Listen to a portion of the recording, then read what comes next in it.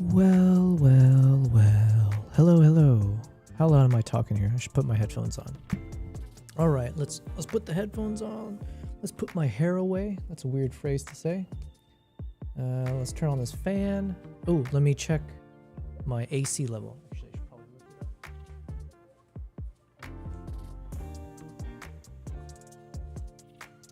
up. All right.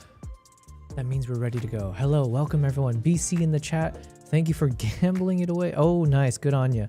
Listen, it looks like luck is on your side today. All right. Lend me a bit of that luck, BC, because we're in the end games. We're in some trying times here over in Dubai.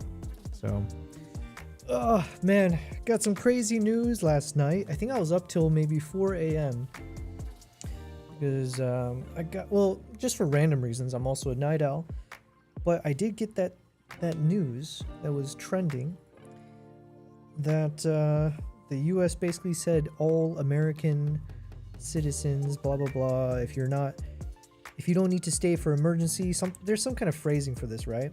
But they're basically like, yo, you should get the F out of Dodge. And the UAE or Dubai, where I'm at, apparently that was on the list of places that everyone should get out of. So what a wild time to be alive, am I right? Because the irony is all the airports are like, okay, I won't say that, because I think in Dubai they started to open up the airports, but in like a very limited fashion. So you can't just show up there and buy a ticket or whatever. I think they're currently, as last I checked, it's like they're allowing some of the people who are already stranded or who had had some kind of booking already, they're starting to notify them when they can arrive at the airport to leave. So regardless, I don't think there's much I can do in the coming couple days or so, I don't think. But my goodness, we have a lot to talk about, okay? I don't know how long I'm going to stream today, just because there's a lot going on, which I'll be covering. Which does make it a bit challenging for me to kind of think through what I should be doing right now. There's a lot of different logistical nightmare battles that I might have to fight, and it's like the most. Give me a second.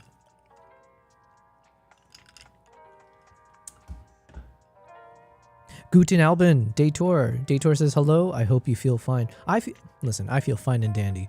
I didn't go to the gym today, but generally speaking, I think I've been a bit more healthy in my lifestyle. Life is good, at a micro level. At a macro level, oh man, now we're talking. But thank you for being here. Thanks, Daytor. Hopefully you're doing well. Actually, Datore,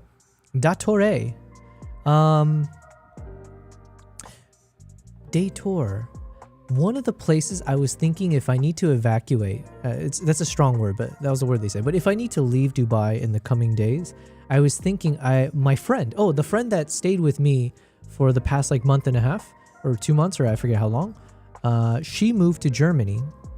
And so it's kind of funny that maybe I can return the favor, or she can return the favor, I guess. But I was like, hey, if I need to leave Dubai, could I crash with you for a bit? And she's so friendly and everything. So it doesn't seem to be a problem. I don't want to, I'm not rushing to any decisions right now yet. Not that I could anyways. But we'll get into it in a second. There's a lot of crazy things that I got to figure out in my life because of the world's problems, right? So Kristen, hello, long time no see. Kristen says, good to see you alive and well. Thank you. It's good to see me alive and well as well. So that makes two of us. You can go hide with the chimps. Yes, that is the plan. But the problem, okay. I'm going to get into it in a second, but I also kind of wanted to start off. I feel like I started off too hot, okay? That was a little too much energy, too much heat going on. Crazy world. So let's take a breather. Think about all the beautiful things about life. Life has been good for a while. Like we've been making progress. I feel like every day I'm improving my craft, whether that's around videography or YouTube or being a creator or running my own business, whatever those things are. I do feel like every day it's an improvement. It's going in the right direction, let's say. What other things should we be thankful for? Oh, and then today I did film another behind the lens episode. So I don't know which episode this will be because I've already filmed a few of them that are in the backlog. But this one I'm very excited about. By the way, I've been very excited about all of these behind the lens episodes that I've been publishing. I've only published 2 publicly, right? I'm planning to do this on a weekly basis to post it. Hopefully you guys have checked it out. I believe I've linked it on all the chats. We are live on YouTube, Twitch, and Kick. So wherever you're watching, hopefully you'll see it. But yeah, I've published 2 of them so far. Usually it's going to be like, I don't know, 4 to 6 minutes long, something like that. Just a little taste of Yobel, as they say. Okay, so it's not the full prize. You don't get the full Yobel prize, but you get a little. Yeah, I don't know where I'm going with that. But it's been fun to kind of write my thoughts down, try to flesh it out, and then speak it out in front of the camera in this new format that I'm doing, which is very challenging, by the way, I will say. But yeah, I just filmed another one. It's around a concept. Kristen says, I can't stay long. I'm at work on a quick break. No worries. Yeah, I mean, hopefully you're doing well, Kristen. I think it's been a while since we've chatted. So hopefully life is well. Hopefully all the kids, the family, you guys are doing your thing, just enjoying life and being merry or whatever else people say. But yeah, hopefully work is going well as well. But yeah, listen, I'm still here. We're doing our thing. So do not worry. I said this on the other stream. I still kind of mean it, although I think my conviction is being tested a little bit here and there. But what I said was I'm not special, or I'm not special enough to be the person that's going to die in a missile strike. Okay. I'm just not special enough. In the same way that I'm not special enough to win the lottery, right? Or die in the plane crash. All of those kind of odds that are, super slim chance of it ever happening to you, those kind of things. Listen, unless I actively take measures to make that happen, right? It's not going to happen to me. I am not that special. And the other thing I mentioned, and I still kind of, stand by it, although I shouldn't, curse myself or whatever, jinx myself. If a missile strike does hit me, then it's like, at least I will die and you guys will all know that I died special. So there you go. It's a win-win. On one hand, I won't die in a missile strike because I'm not special enough. On the other hand, I will die in a missile strike because I was special. Wow. Right? So that's how life works. There's always a silver lining is what I'm trying to say. Kristen says, I'm starting a YouTube channel. I was working on my first short and was telling my 9-year-old son I needed to research programs. And he said, like that guy you watch. And he was talking about you. Hey, it's me. It's me. Congrats. You know what? I made a YouTube video on this as well. See, all these topics are topical. But yeah, congrats, Kristen, because that is something that I encourage all of my friends. Anytime I FaceTime with them or if I meet up with them in person, I've been trying to encourage all of them to do that, to open a YouTube channel, to get into live streaming, right?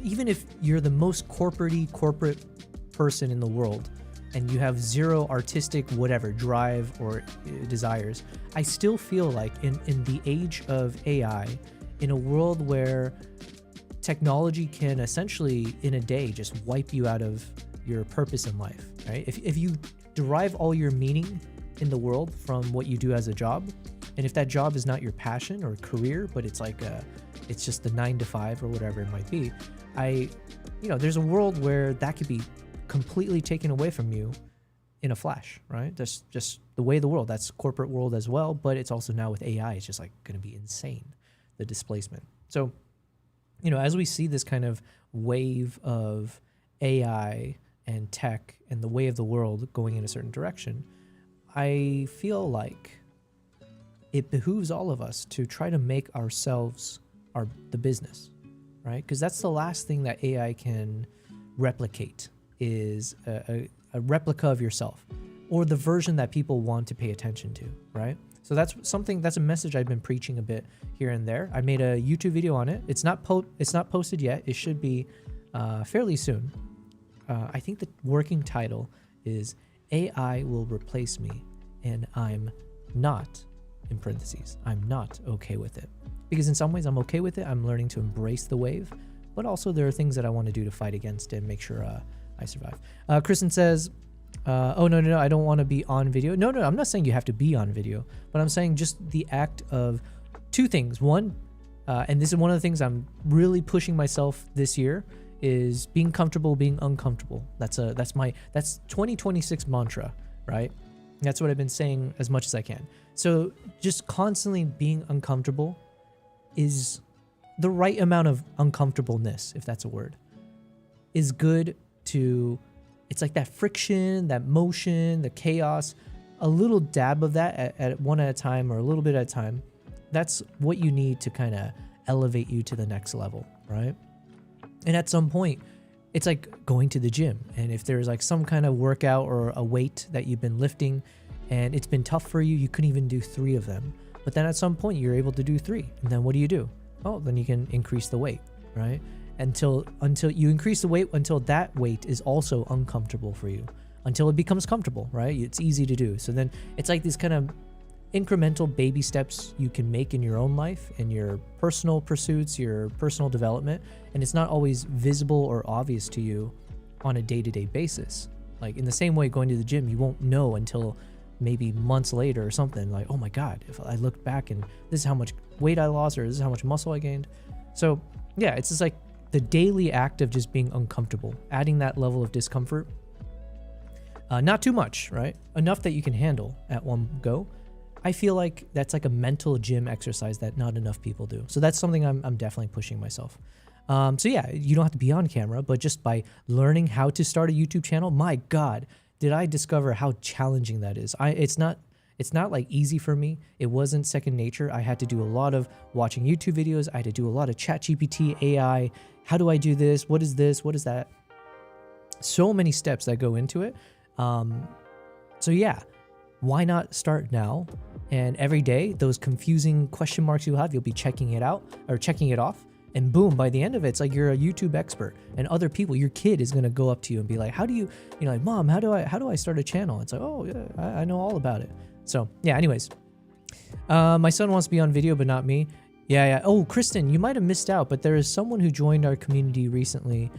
His name is Do2Know, DOTOKNOW. I think that might be his YouTube channel as well. He's only 13 years old. And he was showing some of the videos that he's making, and it's so impressive. Like he edits it himself. He's in front of the camera. He's just having a blast, just doing, learning and creating content. And that's the right age to do that, in my opinion, right? So yeah, tell your son, your kids, but you should absolutely. There's no excuse. When I see this kid, 13 years old, making these like really cool videos, I'm like, what's my excuse, right? So I've definitely been taking that to heart to kind of push myself. But give me a second. I just got to respond to a few messages.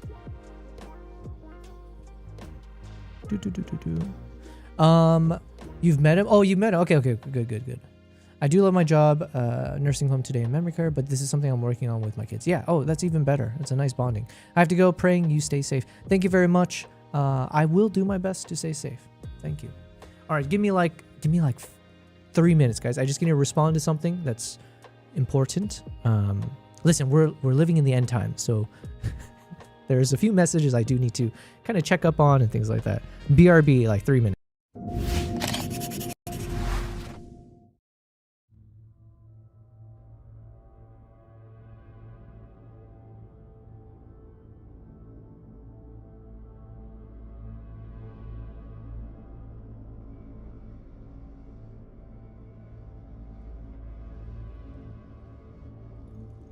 Over the following days, our routine involved countless hours scanning mountain ridges from lookout points, mixed in with occasional hikes searching for wildlife.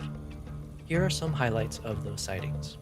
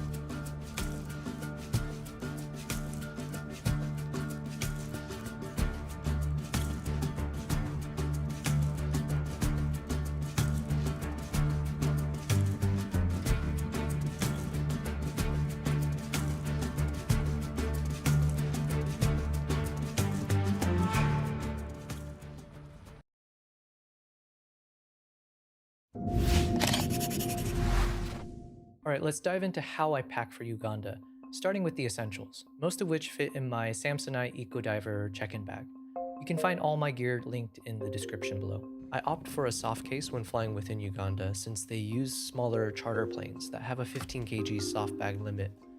I pack activewear shirts and trekking pants, mostly from Colombia. I pack my undergarments, of course, waterproof socks for the treks, and leg gaiters, which are a lifesaver against mud, sharp branches, and forest ants during the jungle treks. Also bring a pair of gloves if you're doing the treks, it'll protect your hands. Definitely bring a rain jacket, and for sun protection, bring the hat, sunglasses, sunscreen, and arm sleeves. The last one, it's great for people like me with tattoos. Neck gaiters are also a must. It's great for hikes, and it doubles as a face mask during ape encounters. And if I have space, I'll throw in a pair of normal shoes or sandals. The hiking boots I'll wear with me on the actual flight. You can't forget bug repellents, first aid kit, and toiletries.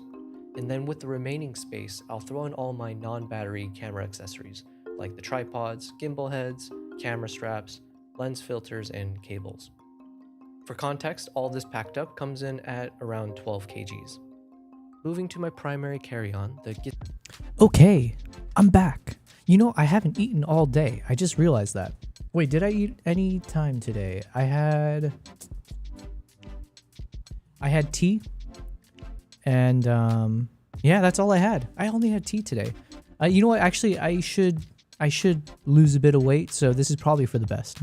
But my goodness, what a day today's been. What a day the past few days have been. All right, let's go.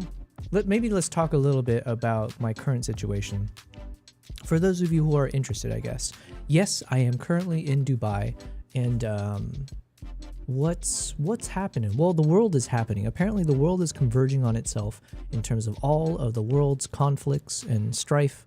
Just decided the Middle East is the perfect place for all of it to happen. I think that's like the history of the world. I think it's always been the case. But yeah, so obviously things have been getting a little bit crazy a few days ago. So let me recap. What happened? Was it Saturday? Saturday or Sunday is when things went really crazy, and all in the Middle East, all of the GCC. But you know, I'm just gonna hyper focus it on Dubai, and I want to also maybe add the little caveat / disclaimer that if obviously I'm talking about my personal life and like what's going on with my world, but it's not to necessarily discount. There's like worse problems in the world. There are worse conflicts, and there are worse situations than the one I'm in. So just kind of keep that in mind whenever, if you're hearing me complain, or if I'm going to start talking about like, woe is me, or here's my situation, stuff like that, just take it with a little bit of like, okay, my problems are my problems, but there are real problems, if that makes sense. Howdy Fed, how's it going, man? Good to see you. Happy Tuesday. Oh my God, it's only a Tuesday. Man, the world's been, yeah, it's crazy.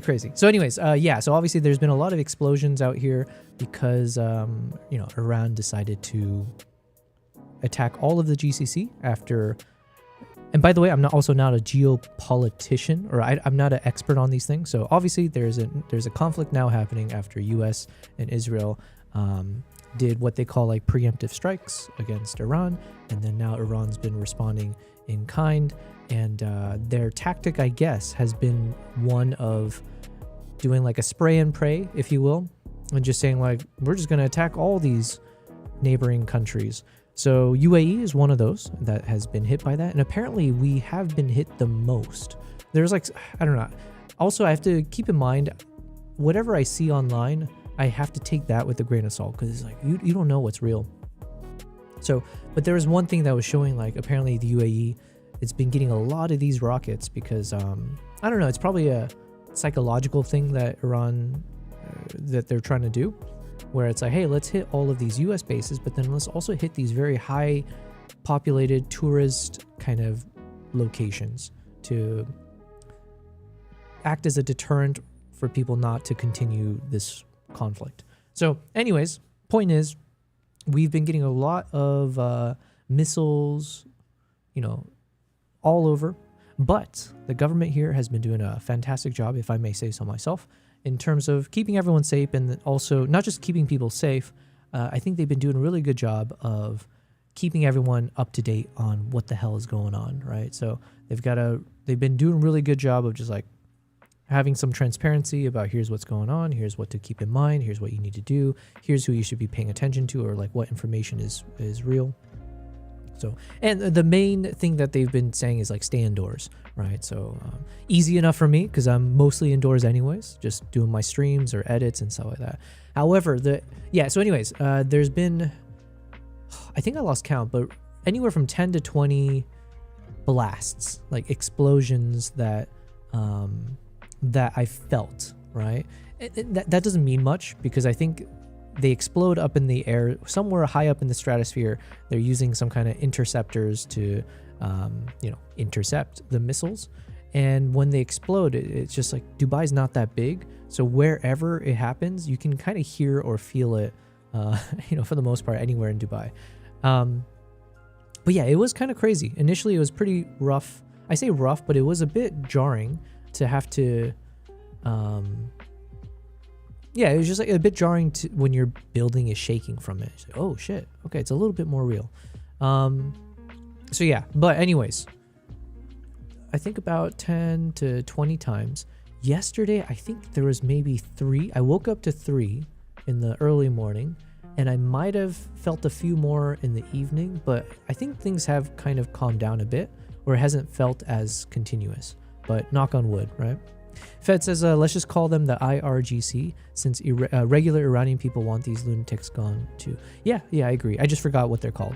Like I said, I'm not well-versed on the matter. But I mentioned this the other day, right? I have an Iranian friend that I met when I traveled, and basically I met the whole family of like Iranians, and they like went out of their way to help me, just some random stranger in the middle of Turkey.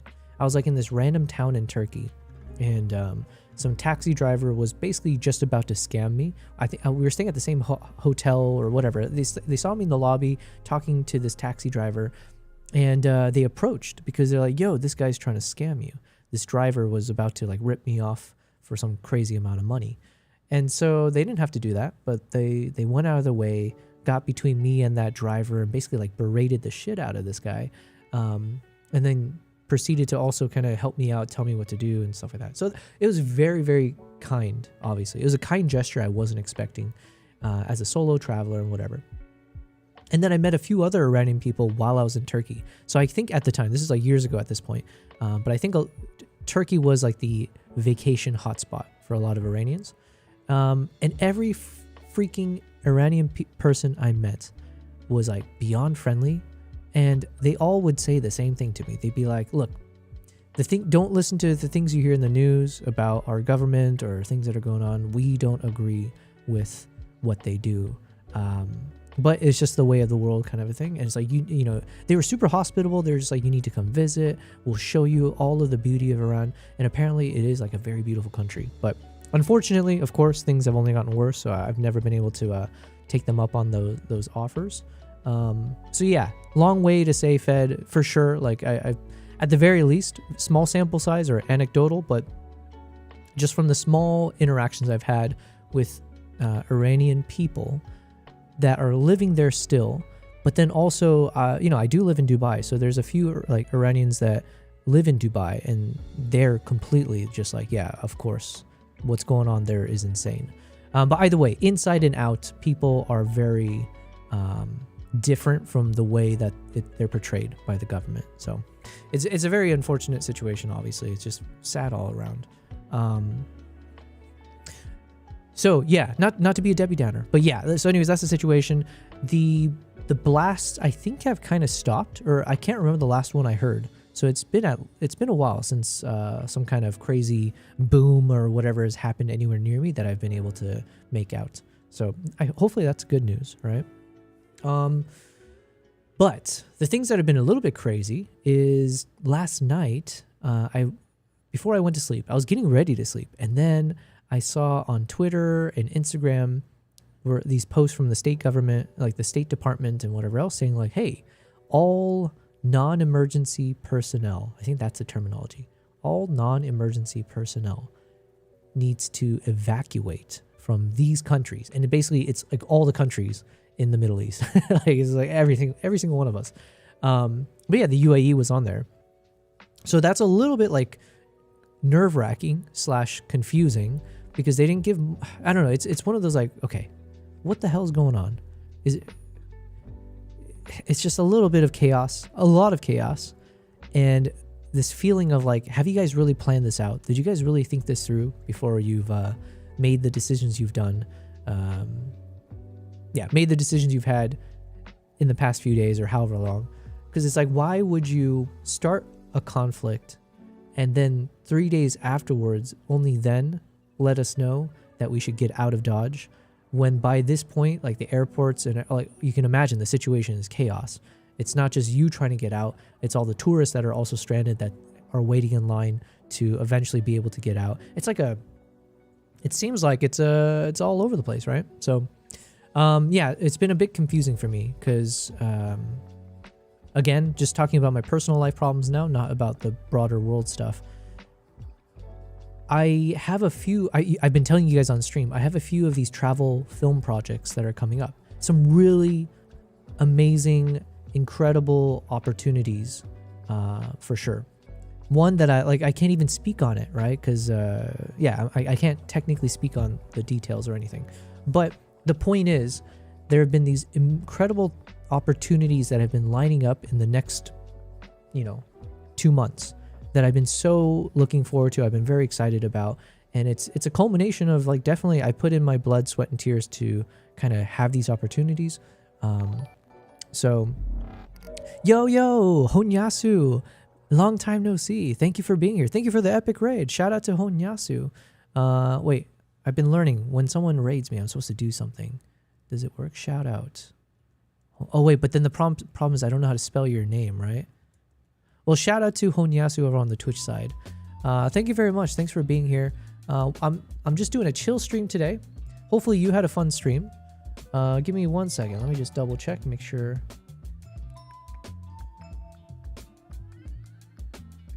Okay.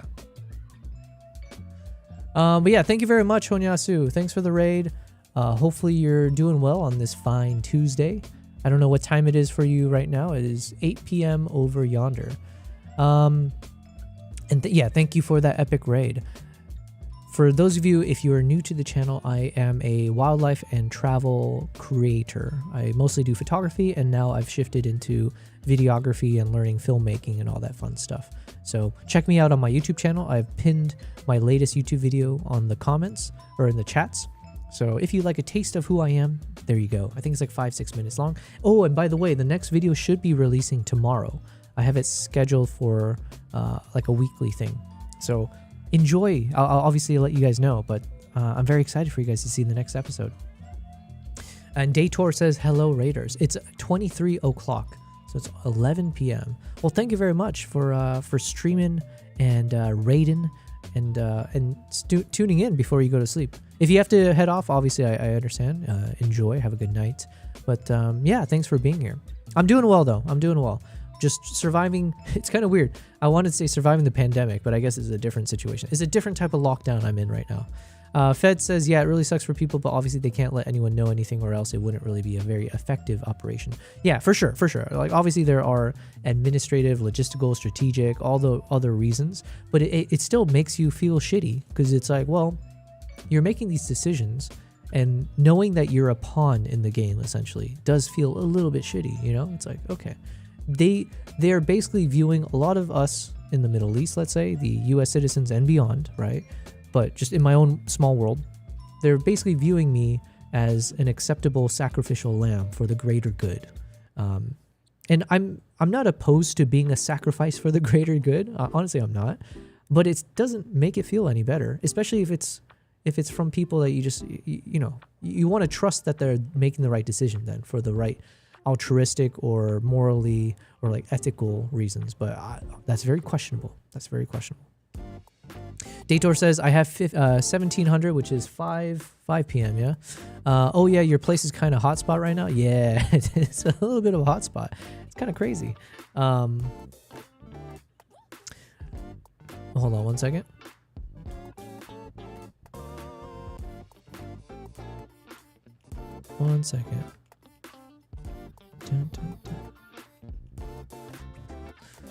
If everyone's flying out, it'd make it a bit obvious. Yeah, exactly.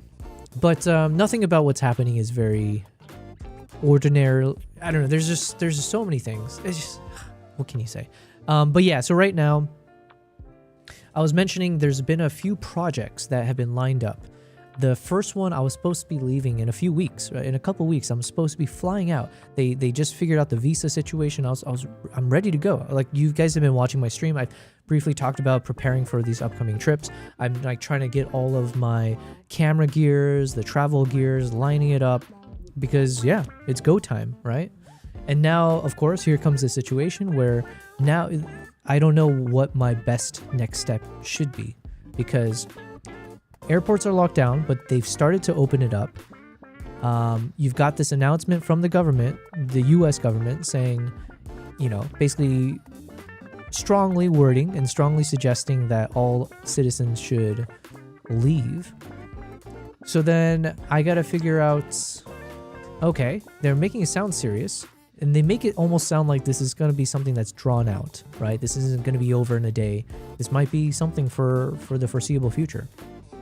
And then the airports are closed, starting to open up, but very limited. So it's like a very confusing time for me to figure out, well, how real is this about to be?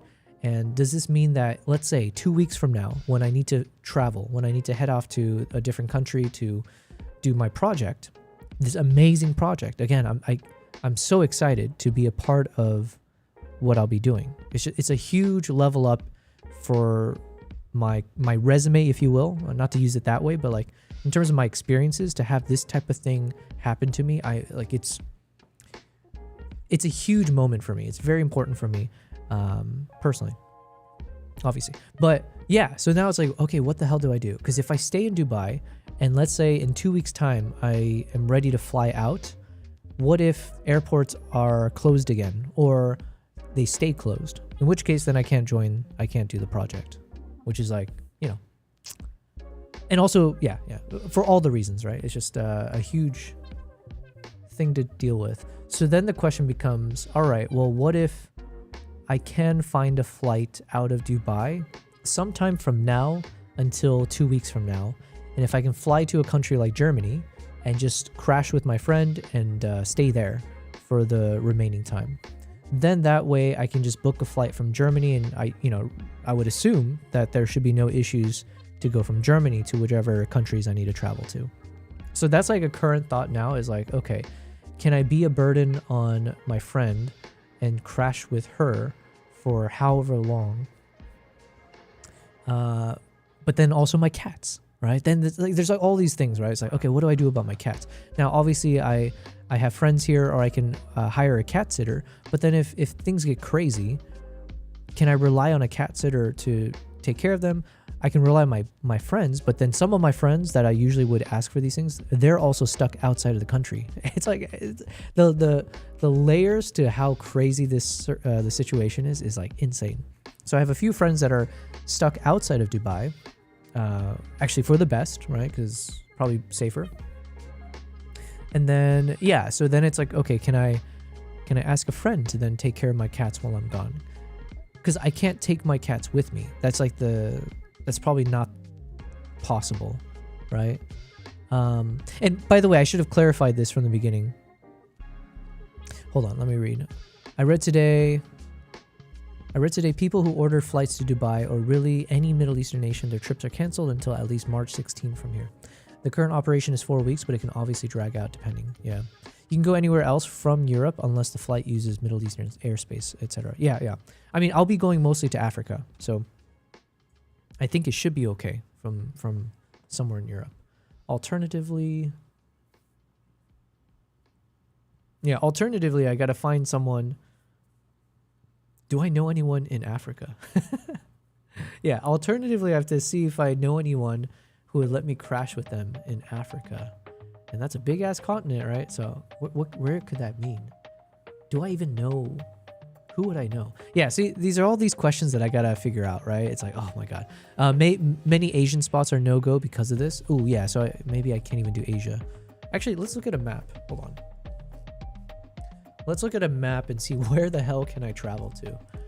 Give me a second. Also, I need to blow my nose again.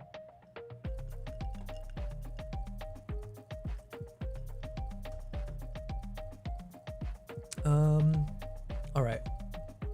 I'll share my screen in a second.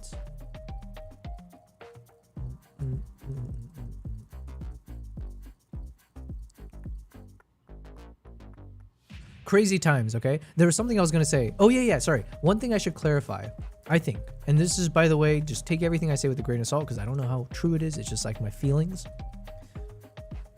My gut feeling is that when you see this message of, hey,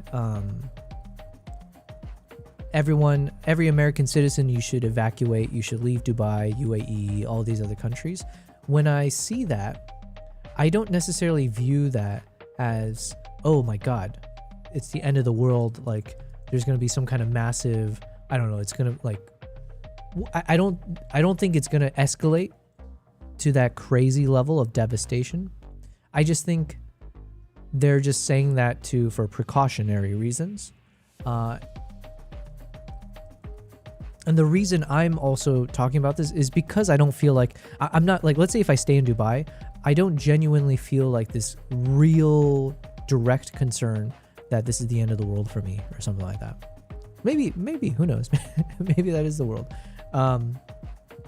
It's more of just this logistical situation that I'm trying to deal with of like, okay, will I get stuck? What does that mean for my back-to-back travels?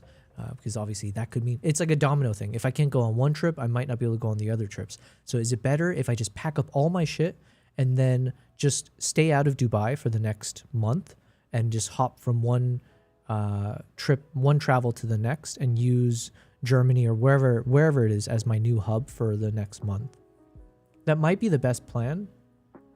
But it's easier said than done, right? I have my whole life here, like in terms of all my videos that I need to edit and all the photos and all the other stuff. I would like, do I bring all my hard drives with me? I would have to bring all the portable SSDs. I got to bring all my camera equipment. So there's a lot of like stuff that goes into it that is not as easy as like, okay, let's just pack up a bag and go.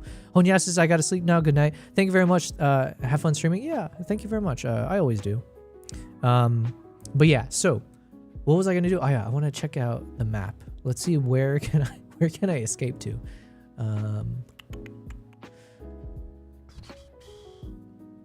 Where is my display? Boom, boom, boom.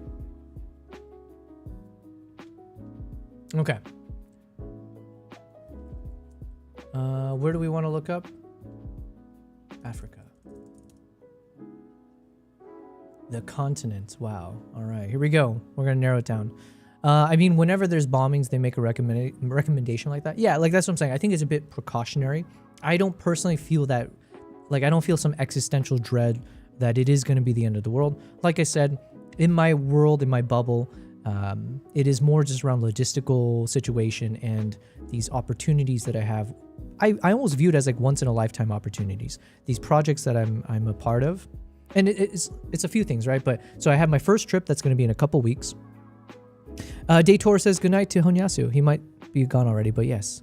So I have my first trip in a couple weeks. Then there was supposed to be another trip right in between, but now that one might not happen, I'm assuming, just because the people that was going to be with Nikon, but we're all stuck here together, right? Like they're dealing with the same situation, I'm sure. So then let's say after one of the trips are over, then I have a little bit of space in between. Then I have another trip where I would be going to Uganda, right? So that's my photo tour where I'll be taking some people with me and would spend like 9 days or so there. And then right off the back of that trip, as that trip ends, I'm supposed to travel to Tanzania. And I'll be running a workshop for 10 days for this luxury safari lodge, like a safari company. And so I did something for them last year, so this will be a continuation. Thankfully, they enjoyed my company enough, or they thought I did a good enough job that they want to work with me again. So then it's like, that's a huge opportunity for me, right? Like a major opportunity. So that's for 10 days. And that'll be Tanzania. And then after that's over, I was supposed to maybe go to South Africa right after that for another workshop. But again, it's like, who knows what's going to happen now? So let's look at a map real quick. help a brother out with the map of the world. Fed says there's probably tons of Americans in Israel too now who chose to stay. The biggest issue now is if the airport is open or not for you. Well, there's a few differences though with Israel. One, it's like if you're in Israel, you kind of know what you signed up for, right? And like, they're not new to war or bombings and stuff like that. I was there not too long ago. I think I mentioned to you guys I did a project there in Israel and Palestine for a couple weeks, I think, a few years back now. And I went backpacking there like 10, 15 years ago as well. Not that it was that dangerous way back then, but the time I went afterwards, that was after October 7th. And even when we went there, we went to like the Nova Festival, for example. And while you're there, you can hear just the constant booms of like their, I don't know, the artillery strikes and everything. It's a crazy world, but they got bomb shelters. They know the drill. Everyone is like baked in, like, you know, it's like a communal thing that everyone knows what they're supposed to do. Dubai, we are soft, all right? I don't know about the government, but like the people, we're soft, okay? We're soft cookies. I didn't move out here to be in the middle of a conflict. I moved out here to explore the world and, you know, not be taxed as much. You know, it's like those kind of things. But yeah, so I don't know how much of an appetite Dubai has, the people of Dubai have, or and obviously it's not just Dubai, right? It's like Bahrain, it's all of GCC. So I don't know. I don't know what that means, or even how long the UAE. I don't know. Yeah, that's the bottom line. The biggest issue now is if the airport is open or not for you. Yeah, especially certain cities in Israel. The point of this operation is to stop that bombing for good, though. Yeah, listen. You know, do your thing, governments. Fight your wars. Just you know. So anyways, yeah, that's my current situation. That's the logistical nightmare. Is like, do I need to try to leave? Do I get out of Dodge in the next, I don't know, in the next 1 week or 2 weeks, whenever they finally fully open up the airport, where if I haven't bought a ticket yet, am I able to like get in line to get out of here? But I also want to stay in Dubai, right? It's like I have my life here, obviously. When I'm talking about staying in Dubai, I'm saying even for the next couple weeks. I like my life here. Things have been really good. You know, it's like the friends you make along the way, the relationships you make. It's like I want to build on those things. I don't want to just like drop everything and, you know, become a refugee for the wrong reasons. All right, so what are we doing? Oh yeah, where am I? So here we are in the lovely UAE in Dubai. And where? Oh my God, I'm so bad with maps. But okay, we got Iran here. So let's say Tehran here, UAE here. I'm assuming this airspace right here. I'm assuming there's a big old black hole right now across this entire space. So if I get out of Dodge and go, so my upcoming trips, they're going to be, what did I say? Like Uganda, maybe Tanzania, maybe South Africa. So the good news is they're all down here.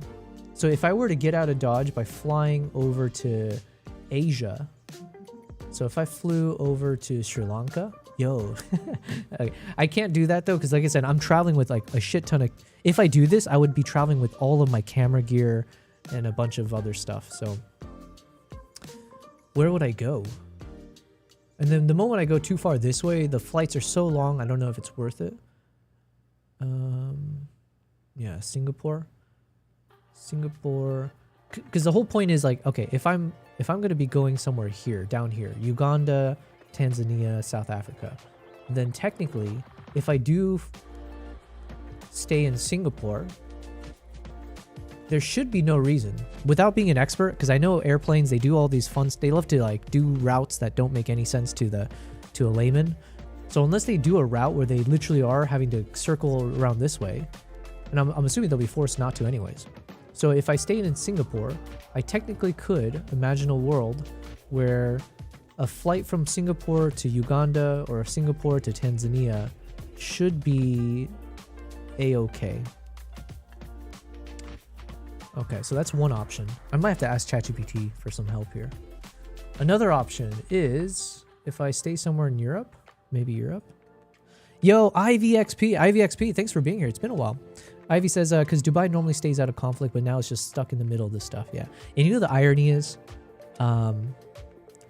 the amount of times I told all of my friends, like, oh, you guys, you don't understand. Dubai is so safe. It's amazing.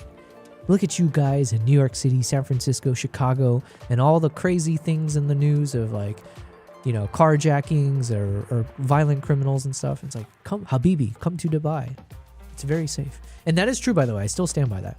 But of course, I wasn't expecting a world geopolitical conflict to descend upon us. So, but yeah, Ivy, hope you're doing well. It's been a while. How are you doing? Ivy EXP over on Twitch. Today I'm streaming on YouTube, Twitch, and Kick. I don't know how long I'm going to stream for, to be honest. I'm just doing it just to do it, to see you guys. I do need to get some work done, but like I said, things are a bit crazy right now. Things are wild, okay? Saudi's getting ready to send troops on the ground in Iran now. That's why it's hard to get to Asia now, the whole airspace. But wait, I thought Asia was okay. According to my... I wish I had glasses on so I can do the little push up the nose. According to my expertise here, my knowledge, it does look like anywhere, if I travel from Singapore, I should be able to go straight line over to Uganda without ever crossing into the dead zone, the red zone, the danger zone. The other alternative is what? If I escape Dubai and head to, what did I say? Oh, Germany. Oh, shoot, that might not actually be a good idea then. Let's see. If I go to Germany, at least I have a friend there who said, I think I can crash there. I don't know how long. If I went to Germany. Oh, wait, I know someone in Portugal. I don't want to be a bother, but I wonder, maybe he just moved there. He bought like a house and everything. Maybe I can ask him. That's an alternative. I feel weird asking. You know what? I had this conversation with someone recently, a wise girl on the internet. But it's like sometimes hard to ask for help from people, and I definitely feel the same way. But I've been trying to change that, you know? One, it's like if you're vulnerable with people you care about, I think it shows to them that you care about them, that you find that they have value, right? In whatever extent that is. And two, they feel valued, right? So if I ask someone for help, I sometimes neglect to think about how that makes them feel when they can help other people. Like, I enjoy helping other people. That's like I derive a lot of happiness or satisfaction from when I can help other people, or if I do something to make other people feel good. So if that's true for me, if I selfishly enjoy helping people because it makes me feel good, then how dare I deprive someone else from being able to help me when that can make them feel good, right? So if anything, not asking for help from your friends is, it's terrible. Feds, did someone... Oh, Billionaire Cookies. Oh, hello, Billionaire Cookies. Billionaire Cookies. Now, that's an epic brand in Dubai. But also, you have a YouTube channel. I need to... Hold on, how do I... good to see you, Billionaire Cookies. What a name. We are in Dubai, after all. How do I find you? Where did you go? There you are. Okay. I'm gonna give you a follow. But thank you very much, Billionaire. That feels weird calling you that too.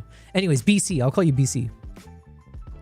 Fed says, if this goes to plan, the Middle East might actually become a whole lot safer, and the rest of the world as well. So much less terrorism. Yeah, man. I mean, there's a lot of wishful thinking, I'll say. in the ideal world, yes, I agree with you. But like I said, it's always about at what cost, I think, is the big question, right? So it's like, yes, this thing will be good for society long term, but at what cost? It's the same question I was saying. I mentioned I made a YouTube video recently. I haven't published it yet, but it's about the whole wave of AI and stuff. And it's the same question where it's like, AI, the technology, what it can do and what it can free people from doing. Like, think about all the mindless 9-to-5 jobs that a lot of people around the world have that doesn't give them any purpose in life besides the paycheck.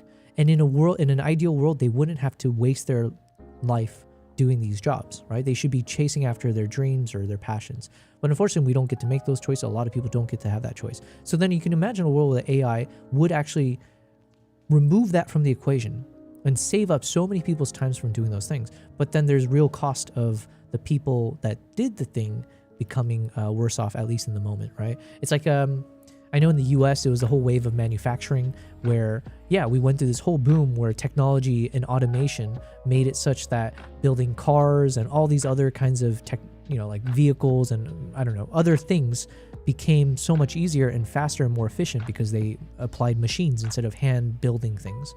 And so that was good for society, right? You have probably better quality vehicles, probably safer, probably less human error involved, and it's faster, it's produced faster and everything, right? It's good for the bottom line, blah, blah, blah. But then what about the actual workers at the factory who their whole livelihood was to make those vehicles themselves, and now they're out of a job, they've been displaced. And once they've been displaced from their jobs, it's not just them, right? It's the community that they're a part of, where if most of the working people have just completely been wiped out because like a single factory was like powering their whole small community or small towns, it's like, well, the whole town just gets like depleted and deprived of like nutrients, if you will. And then it's like, if all those people don't have a job, then all the other kind of businesses, the small businesses around there, like the restaurants or the diners or the cafes, everything else kind of gets depleted. This dollar stores, whatever, right? Everything is just, it's like this ripple effect and like that we don't necessarily think about from the first level changes. So yeah, I don't know. It's just one of those where it's like, okay, well, at what cost? I may be the cost, right? So maybe that's what happens. I will go down with the ship along with all the crypto bros over here in Dubai. Ivy says I'm good overall. Good to know. But yeah, it's good to be good to see you, man. Did someone say cookies? Yes, billionaire. Oh man, BC. I'm glad you're here.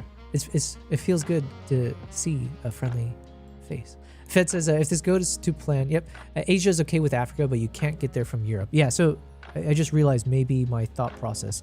This is a good stream because I'm brainstorming here. If I did go to Germany, could I go from Germany to Uganda? I'm assuming they would just start to reroute their flights in a way that it wouldn't go in that space, right? We're talking about the air after all, right? There must be a way for someone to fly from Germany to Uganda and just decide not to go, curving to the right, but curve to the left, right? Europe should be fine. Yep, I'm good. If you ever ask for help from a friend like this is the time. You have very good reason to ask, yeah. Maybe I'll ask to borrow some money as well. To think this will make it safer is the most low IQ statement I've seen. Melodrama. What did I just say? Melodramama. You know what happened? Melodrama boy. Because your username ended with boy, I, for some reason, landed on mom instead. So you've become the Melodramama. Melodramama says, to think it'll make it safer is... I mean, I don't necessarily agree or disagree. It's just one of those, like, I don't know, right? Like I said, I think I agree with Fed that in the long run, with the right... There's just like so many what ifs, right? In the long run, there's a world where through conflict and a lot of suffering, we do come out of it better eventually. But that eventually is doing a lot of the heavy lifting, right? And again, that's why I just always go back to like, at what cost, right? Who has to suffer in order for others to survive and improve? So I don't know. I'm not an expert on these things. The Middle East has had an aggressor expanding for years. Once Iran is de-armed, the aggressor will turn to the Greater Israel Project, something they openly talk about. Yeah.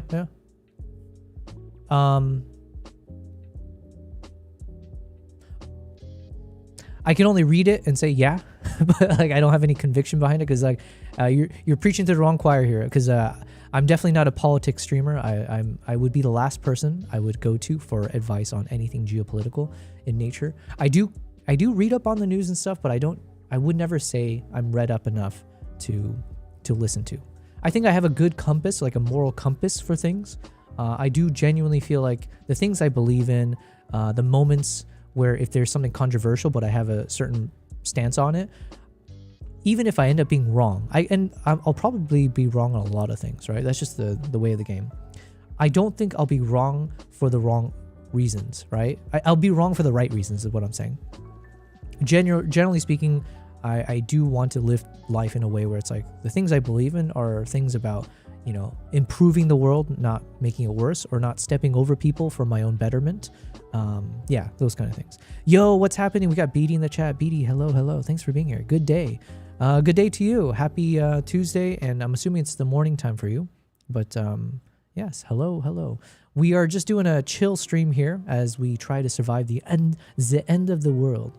What was that? Was that a YouTube video? No, it was on E-Bombs World, right? What was that one video from way back in the day? Every millennial knows this video because that's back when the internet was not as crowded as it is today. Was it just called The End of the World? Maybe it's on YouTube. The End of the World. Something about Australia. There's like an Australia reference. Funny video. Oh yeah, here it is. 18 years ago. 17 years ago. Jesus. Yeah, that's what just came to mind right now. Actually, is this fitting? I don't even remember what this video is about. Here, let's watch it. This could be very fitting or not, but at least it's you know, it was a good time. Let's see if my humor still holds up because this was the greatest. This as a kid, this was like the best content. When I was watching this, everyone was quoting this and everything. Melodramama. I'm just gonna call you Melodramama Boy. Says, in short, we're screwed going into the future. Wars over the last 20 years have shown us this. I'm not as doomer pilled as you, is what I would say. I think history has shown that, again, this is what I mean, like at a macro level, history has shown that life has improved drastically, right? Via technology, through medicine, through just like information being more available and the internet and just connecting the world. I think there's like global connectivity has helped in many, many ways at a macro level. If you had to look on net, I would rather live today in this era than I would 100 years ago, 50 years ago, whatever, right? So I'm generally more optimistic about the future with a lot of caveats for sure. But yeah, I also kind of still feel the same way long term. Like 20 years from now, I do think things are going to be much better. We're going through a lot of the worst of it right now, if I would say so myself. But yeah, I'm more optimistic pilled. Is there a word for that? Beatty says, hope you're well. Fed says, here, have a black pill with your black pill. Yeah, is there an opposite of being black pilled or doomer pilled? BC says, halfway to a milli. Yo, good on ya. Oh, yeah. Yeah, actually, Fed says melodrama is fitting. Yes, Melodramama Boy, you have a fitting name, I shall say. But yeah, I don't think I haven't swallowed that pill just yet. I'm still hopeful.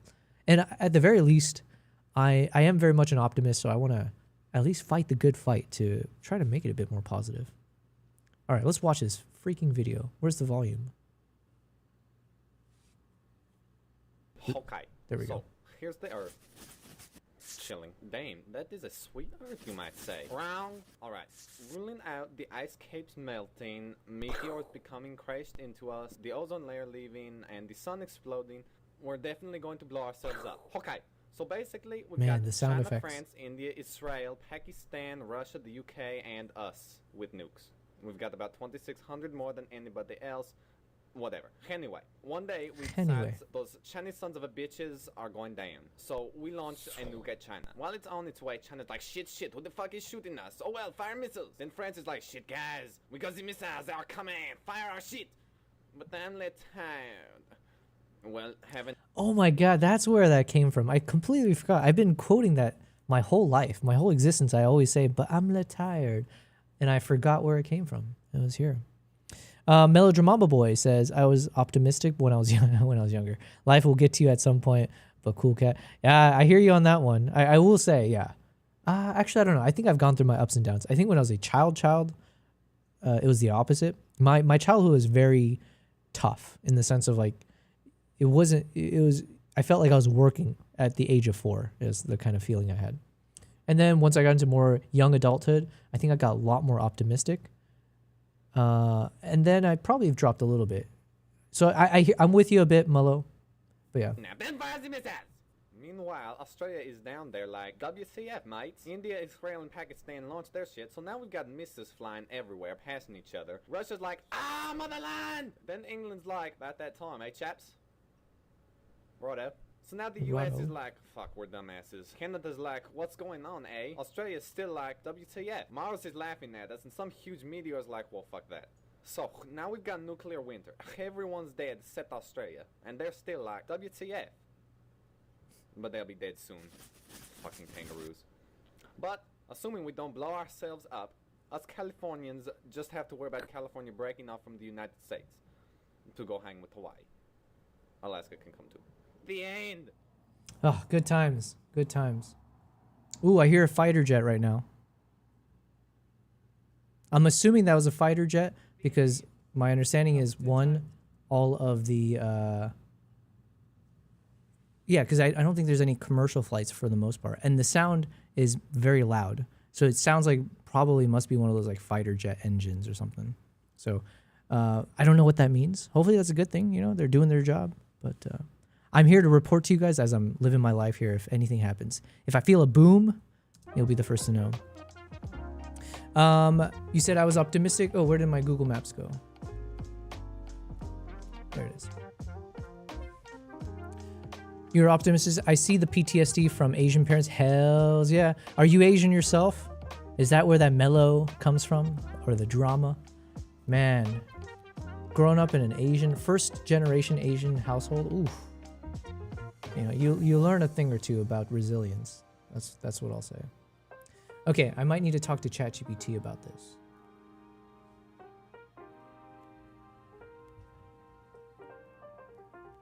Well, guys, I literally just felt a shake. I'm assuming that actually was an explosion then. Because even my cat just perked up right now. Look at her. She's like, what the hell just happened? Here, let's switch over to the camera. But yeah, literally I didn't hear it because I have my headphones on, but then I felt a little bit, and then there's like some squeaking noise as my building rattled. So I'm assuming that was actually something. You know what? Would that make sense? Because I did just hear a fighter jet, right? I heard like something that sounded like a jet passing by, and then what would you call it? There's a word I'm thinking of. I keep saying repercussion, but that's the wrong word. What's the word I'm looking for? When you feel the sound waves, the shock waves, is this a question for ChatGPT as well? Aurora, how's it going, Aurora? Do you have any safe room you know about close by? I shouldn't be laughing. You're asking a real question there. But I'm laughing because I guess I didn't even think about it. Listen, I think things are going to be okay.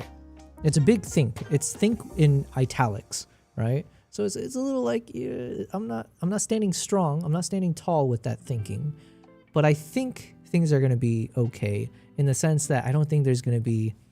I think the defense system here is going to hold up, I guess is what I'm saying. And hopefully things do draw down eventually. So anytime the shaking happens, I kind of take that as a good sign as well. Because hopefully the shaking means that they intercepted the missile. And I'm hearing the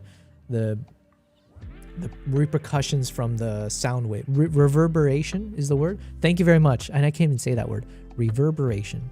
Maybe it was your cat's stomach rumbling. Yo, it could be mine. I was saying this at the start of the stream. I didn't eat all day. I've only had some tea. I've had tea, and that's it. But I was being distracted all day in a good way. I was very distracted from life, all the crazy shit. So I forgot to eat. But yes, Aurora, thanks for being here, firstly. And I do not have a safe room. Wonder if Dubai thought about that when they started building their cities. You know, I actually, that thought crossed my mind. Because I was thinking to myself, okay, buildings are rattling.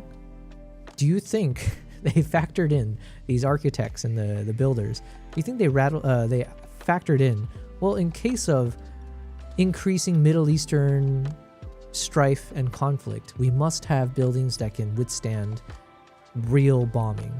And like, I am going to say probably not. I'm assuming they did not think it that way. And the reason I can say that a bit confidently is Dubai, every year, there's going to be some massive rainfall. Because they do a lot of cloud seeding as well. I don't know if that induces it in some ways that they don't expect it to or intend it to. But every once in a while, we get these like flash flood style heavy rainfall. And the entire Emirates, the entirety of Dubai was not, they didn't factor that in, I guess, because they live in a desert. So maybe in their minds, they just thought like, oh, I mean, we don't have to deal with that kind of rain.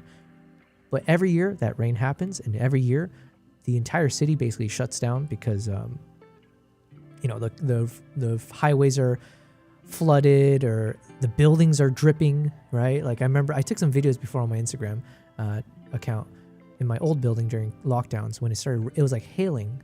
And then when we got back to my building, it was just like all the elevators were just flooded. It was just dripping water everywhere. You had to take the stairs and all. And even the stairs were flooded. So Dubai, they didn't construct factoring in rain. So I highly doubt they factored in bombs, is what I'm saying. So that the thought crossed. I was like, oh, I wonder if the building, if it gets shaky enough, is that is that the way to go as well? I'm gonna get crushed under all the weight of the building. But yeah, what area of Dubai is it that you're in? You know, I'm not opposed to saying it. It's just as I've started becoming a streamer and like YouTube and stuff, I know that people always say be careful what you share about yourself for like concerns of doxing or whatever. I'm not that concerned about doxing because like who the F is going to come out all the way to Dubai to do some damage to me? Or like you're not going to do some swatting out here in Dubai. Okay, that it's just not going to even, it wouldn't even happen. There's no world, right? So some of those risks I don't think is of a concern, but part of me does feel maybe I do need to do my best to have a little bit of privacy. So unless it gets leaked somehow, in which case have at it, you know, good luck trying to find me. But yeah, like I'm in one of the residential neighborhoods, right? There's many of them, of course. I'm farther away from the coast. So I used to live near the coast. I used to live in a place called Dubai Marina. So yeah, that's where I used to live. I don't live there anymore. And that was one of the areas that was, I guess, earlier on the first day or so, it got impacted, or you could see the explosion if you looked up. And my friends shared some videos and stuff. But yeah, so I live farther away from the Palm. That's where you might have seen on the news of it was, I think, probably a drone, if not some kind of debris or shrapnel that caused the explosion at one of the hotels and maybe something else. That's at the Palm Jumeirah. So I'm further away from that. I'm like more inland, which is good, I would assume. And I'm not near, so I'm not near any of those big tourist attractions, which I think should be a good sign. I don't know. Who knows? Fed says they factor in earthquakes. Does Dubai get earthquakes? I don't know. I don't think so. Melodramama Boy says, I will say, man, it is a blessing to see people who have the approach you do in life. Respect, homie. Yo, thank you very much. That means a lot because it's not, how do I say? It's real. This is real, right? These are my feelings. This is how I am. I do my best not to fake myself in any way. Livestream actually has been great for that because you can actually see, you know, like you'll see how I stutter, you see how I speak, you hear my thoughts unfiltered. But yeah, that is my approach to almost everything in life. One, and this is not always a good thing, but I do make light of heavy situations. I think I'm not autistic enough to not realize when I'm doing something that could be offensive. So I do think I do a good enough job, depending on the circumstance, to be socially aware enough not to say this joke or not to say one thing. But with friends and people I know, that's a different story. But yeah, like I think, generally speaking, I try to find the silver lining. I try to see what's the positive to get out of any type of negative. And unfortunately, a lot of times there'll be a lot of negative to your present self.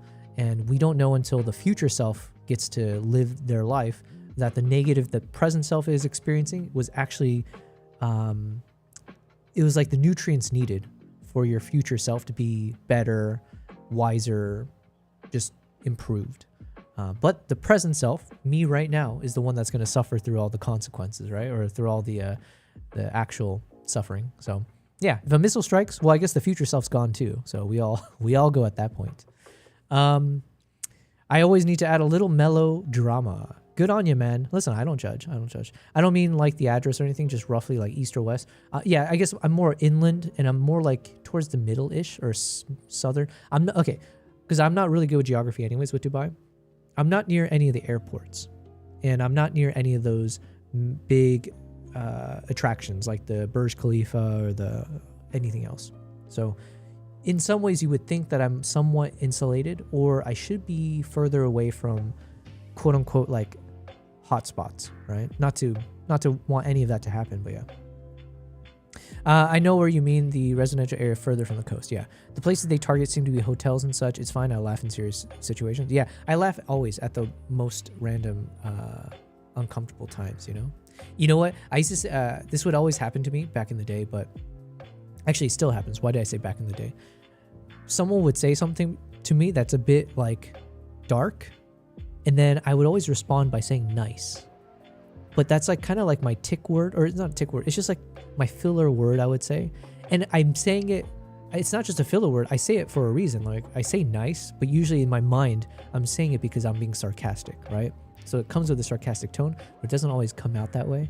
So that's also raised a few eyebrows at times when I say something, when I say nice after they just tell me that someone died or whatever.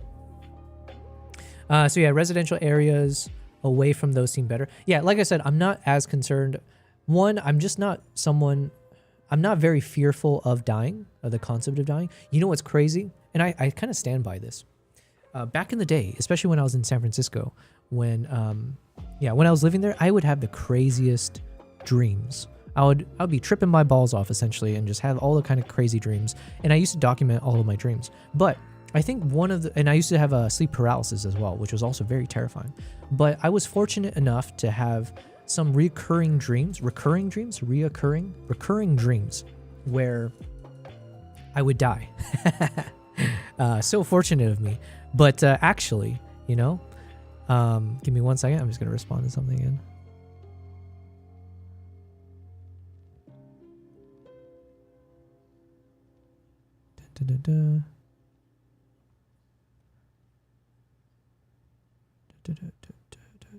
What was I saying? I'll say something important. Have you ever visited the artificial islands Dubai created? I flew over them when I first visited Dubai on like a 6-week project, like a work project. I did fly over them when they were building the world, and I don't think they've ever finished the world. So yeah, apparently Epstein is connected to one of those islands. Okay, see, this is a point. Yeah, I probably shouldn't have laughed the way I did, but anyways, the irony. I was about to say something really important. Not really, not important, but I was going to say something about my life. Something about dreams. Oh yeah, I would die all the time in my dreams. And so I was fortunate for that, because in some ways it's kind of like training wheels to prepare you for your own demise, because we're all going to die, right? It's just, well, I'm assuming maybe AI or technology, maybe we'll live in like the Alien movie and transport our brains, was it Altered Carbon? Oh my god, I was so sad when they canceled that show. I read the first book, I think, and the TV show is amazing. That first season of Altered Carbon. Okay, I'm getting distracted. ADHD, rewind.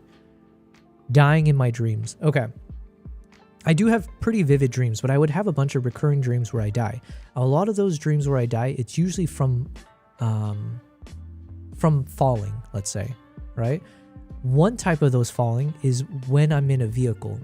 I remember there'd be a number of times, the most vivid one, and then these are all variations of it, but the most vivid one I can remember is I would be in a van with my mom and dad. We used to have a minivan, so it's probably something similar. One of them would be driving. Let's just say my dad is driving, okay? And I would be kind of in the back-ish seat. I never remember if my brother was there as well, but at the very least, I'm there with my parents. And my parents are screaming at each other, or they're like shouting. They're fighting, right? It's just the way of the world, but they're heated, fighting, and I'm just kind of ignoring, trying to do my thing in the back seat. But then at one point, as we're driving, we're like driving on the coast, somewhere on the coast, okay? And it's funny because I grew up in Arizona, but somewhere along the coast, they were on a coastal drive on the cliffside. And if any of you have been there, like in California and stuff like that, there's these cliff drives, and you got the steel railing to keep you safe. But because my parents are so distracted arguing with each other, they're driving on that one lane roads, and we're coming up on a curve, and they're not paying attention. So they're looking at each other, shouting. I'm the only one looking straight ahead through the windshield. And I'm saying, you guys are going straight towards the cliff. And it's like all in kind of slow motion and in real time because it's all in a blink of an eye. But in that blink of an eye, I'm just starting to try to raise my hand and like shout at them and point at them to like watch out. But it's too late. Like my dad, let's say, would turn around from shouting and try his best to like try to swerve, but it's way too late. And basically we just blast right through the railing and we're off the road, right? And it's a crazy feeling because one, you're in terror initially, right? Because you're like in this crazy panic, like, oh my God, watch out, too late, smash through the railing. And then you're off the cliff. Imagine like a mountain road and we're off the cliff barreling at like whatever, 60 miles per hour or something crazy. But then after that the initial terror of like, oh my God, this is about to happen and then we're about to die. Then it's like this weird feeling of complete silence because the car is not on the road anymore. So you kind of have that ambient sound of the tires on the asphalt that you would hear. But the moment the vehicle is completely suspended in midair, there's like this eerie silence that sticks with me in the dream, right? Because there's no friction for the tires, there's no nothing. We're in the air. So like for a few split seconds, which feels like an eternity, you're in this peaceful zen. It's just nothing. And it's not just like hearing nothing. One, also because my parents aren't shouting anymore at each other. So it's like we're all enjoying the peace now. It's like, it was also this understanding that we are all gonna die because there is no escaping it. We're way too high up in the air. Like we're on a freaking mountain. There's nothing but the sea below us or whatever, it's nothing. You're not landing on pillows. So it's like one of those, like right off the bat, it's an obvious fact. Like there's this kind of resolution where we're all having the exact same thoughts. I wish I could explain this. I think I wrote it down before because it was a little bit, there was something there that felt poetic because in those few split seconds, we were all in sync. My mom, my dad, me, because we were having the exact same thoughts at the exact same moment, which is, holy shit, we're about to die, right? So it's like, if you can imagine our minds, our thoughts are like waves. Our waves were completely synergized. And we were literally almost like in unison. The three of us were sharing one mind. We did a mind meld. And we're all thinking the exact same thing at the same time. We're about to die. There's nothing we can do about it. This is it. And then after that kind of panic, then I guess we go through the stage of denial, right? Then we get into this resolve that this is what's going to happen. Then it's like this weird thing where we're all looking at each other and accepting that this is it. And there's nothing you can do about it. And there was something very peaceful about that experience, which is hard to say. It's hard to explain. But yeah, when you know the future, like we all know the future, right? It's like this weirdness of like, we're sharing the same thoughts. We're in one mind. We're all unified. And we also know the future because we all know in like these split seconds, we're all dead. So the acceptance that comes with it was very peaceful, and that it was like a few split seconds, but it felt like an eternity. So there's like an eternity of like this feeling of peace and calm that comes with the terror and the other stuff. So let me pause real quick. Fed says, write horror scripts out of your dreams. Yo, man, I could totally do that. I don't do a lot of horror because of that sleep paralysis I mentioned to you. I think the more horror I consume, the more fodder I guess I'd be feeding to my imagination in the wrong direction. So we will all freeze our heads down and send them to Mars to live there with robot buddies. Yeah, we will never die. Definitely sounds like you need to write a script from the stream. Maybe. You can name the film Yobel Prizes Nirvana Below a Cliff Top Drop. There was a time that I wanted to make a whole illustrative book. I don't know what you call it, but I wanted to make a whole like picture book out of my dreams. Where it'd just be like, because I would write down my notes and all of my dreams can fit in a single page. So then if I can generate an image that kind of aligns with it. Now with AI and stuff, technically I could do it, before I was thinking like I need to team up with an artist who can maybe design something to represent each of those dreams. I still want to do that. Part of me doesn't want to use AI for this though. Like I would like to team up with an artist and have their version of my dreams. But yeah, I could imagine there would be a cool illustration to reflect this entire story I just told you guys, or this entire dream, right? But my whole point of sharing that story was to say that I would have enough of those types of dreams in the past where it kind of prepares you for how you will react when you're about to die, right? Not to say it's a one-to-one, right? It is a dream. So the way you act in a dream doesn't necessarily mean that's your personality or that's how you would normally act or behave. But at least I've seen some iterations of me act a certain way that I feel a bit more prepared, or I've kind of gone through the simulation of like, if this is my last few seconds, what are the thoughts that I have? What are the feelings that I have? And would I accept it, or would I feel dread or whatever?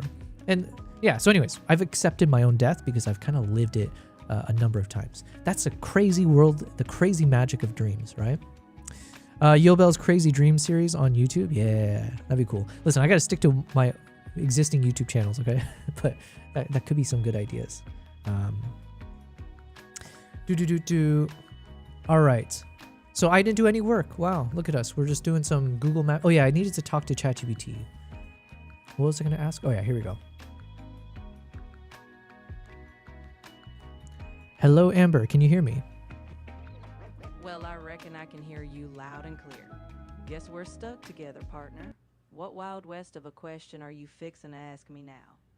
Could you speak with a Norwegian... Actually, could you speak with a Scottish accent from now on? Aye, I can switch to a Scottish accent if that's the rodeo you want to ride. Just don't expect me to toss a caber or break into a Highland fling. This is strictly vocal. So what's next on your grand adventure, eh?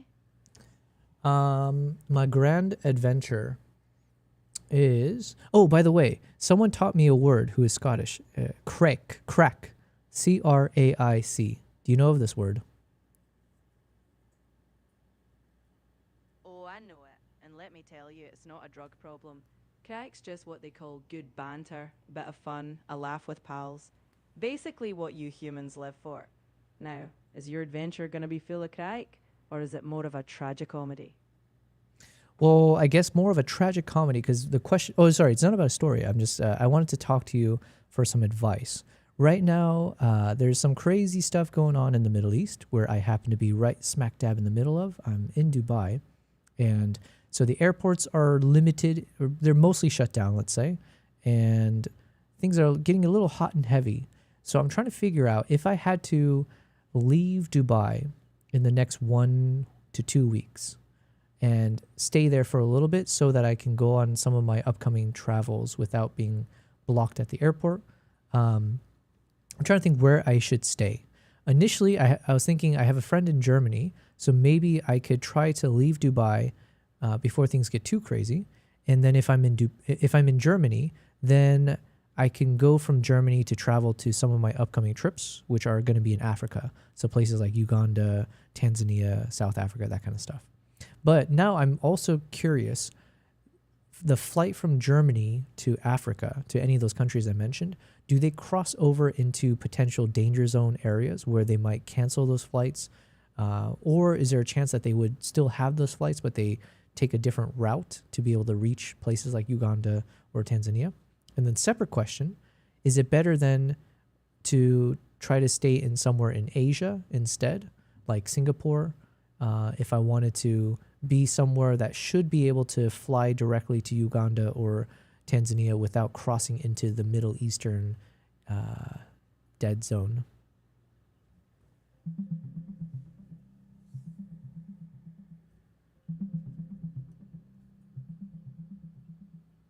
Right now, flights from Germany to Uganda, Tanzania, or South Africa are likely being rerouted to avoid Middle East airspace, since many flights through that region are suspended due to conflict. If you're aiming for Africa, you'll likely fly via hubs like Istanbul or Addis Ababa instead. The Middle East is unstable, so don't rely on routes through Dubai. If you're thinking about Asia, a place like Singapore could offer more stable direct connections to East Africa. Okay, now the other problem is I shouldn't have said Singapore because I don't know anyone. Oh wait, maybe I may know some people in Singapore, but not off the top of my head. So right now I know someone in Portugal and I know someone in Germany. I don't think I know anyone in Africa, or at least close enough that I feel comfortable asking if I can stay with them for a couple weeks or so. Well, ain't that just a classic human dilemma? Got friends scattered everywhere but the places you actually need. Between Germany and Portugal, neither is exactly next door to Uganda, but at least you'd be far from any airport drama. If you've got a couch waiting for you in Germany, might as well park yourself there and keep a finger on the flight situation. No guarantees in this world, but flights from Europe tend to sort themselves out. Just be ready to roll if plans shift, or if your buddy changes the locks. Okay. Not really sure how much that clears up for me, but yeah. Aurora says, I wonder when you read your written down dreams nowadays, do you still see it one-to-one as they were back then in your dream, or do you have to reimagine all the pictures? Ooh, that's a good question. Man, I should just like share some of my dreams with you guys. That would be so exciting, right? I did actually read one of them recently. I was talking to someone about it, and I don't know how to describe it, but I guess I would. It's very splotchy, right? But when I read it, sometimes it would bring back the visuals. So usually it's like visuals that I guess I'm recalling, but I would start to remember certain visual elements, but not like a full clean picture. So yeah.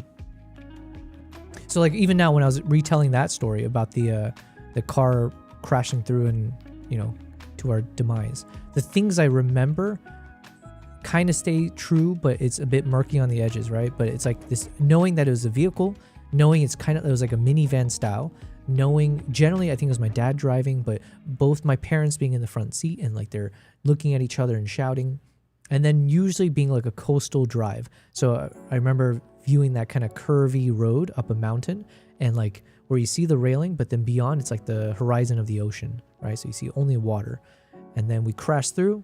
So then all we see is just like the clean ocean view in front of us, and then it's below us, right, as the car shifts down. So yeah, so I'll have like those kind of moments that stick through, but the rest is murky. Fed says, send a letter to Netflix so they can start developing the Yobel Dream series. Man, that'd be great. We gotta build up the stream first. You guys gotta share my stream to all your friends and family, make them start watching this. We gotta build up everything, you know? This is why the Yobel Dream series needs to happen. It's a great way to tell dreams to us through a mini series on streaming. Actually, that's not a bad idea. Well, okay, when you say series,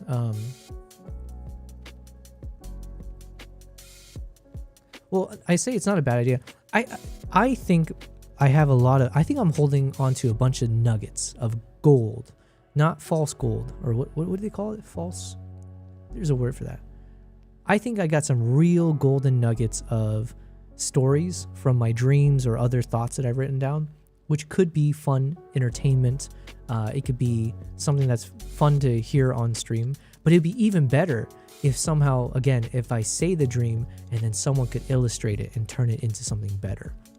Unfortunately, I don't think my editor, I don't know if he's put that in his resume, like he can also illustrate stuff, but that would be kind of cool if I could talk about my dreams on stream and then an editor chops it up, adds the visuals to bring it to life.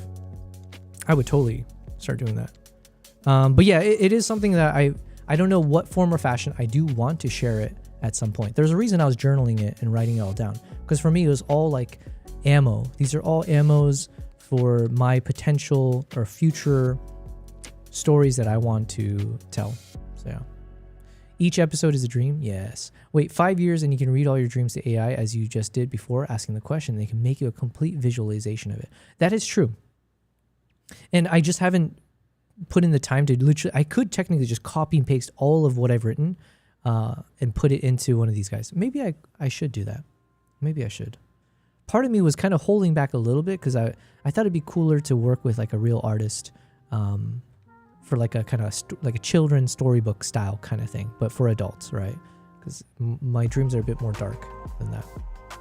But yeah, I haven't thought it that far ahead. But you know what? I'm gonna write that down. Maybe if it's the end of the world, I might as well feed all my dreams, my hopes and dreams to ChatGPT. You know what? I'll give it to Claude, because at least Claude was trying to fight back against all this crazy nonsense going on. Yeah. Give Claude my dreams. That's a weird statement to write down. Give Claude all of my dreams, but yeah. Ah. Okay. Do I keep streaming, or is this a good time for me to take a pause? Life is so crazy, guys, right now. I have no idea what I'm doing. There's a part of me that's like, the moment I stop streaming, I know reality kicks back in, and I'll have to start figuring out all these logistical things that are hitting me, which I don't have good answers for. Maybe I should be monitoring Twitter and all these other things. Let's see. Let's see what the news is telling me I should be worried about today.